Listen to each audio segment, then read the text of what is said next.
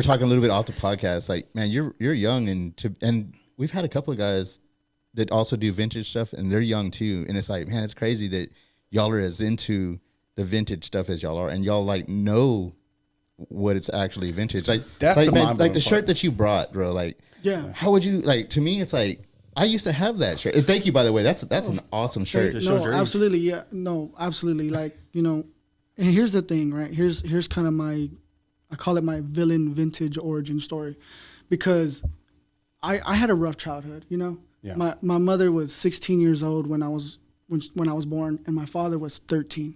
So you can kind of imagine what kind of childhood I had growing up. Yeah. Kids raising kids, right Right, there. yeah. So I'm not gonna like go into depth about what kind of childhood I had, but let's just say I grew up in a household that was basically like a time capsule.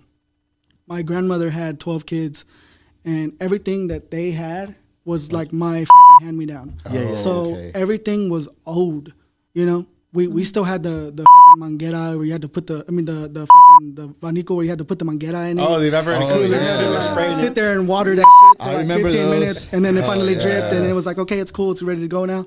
So, you know, we had old shit in my house, and that's basically, you know, how I grew up. It was like 5, 6, 10 years in the past. You know what I mean? Yeah. It's 2002, but we're living in 92. You described my childhood. Right? Yeah. So I've always been considered, or more or less have people consider me an old soul. Yeah. Yeah. You know what I mean? And I accept that title, you know. I kind of relate more to people who are older than me, or people who are just more knowledgeable than me.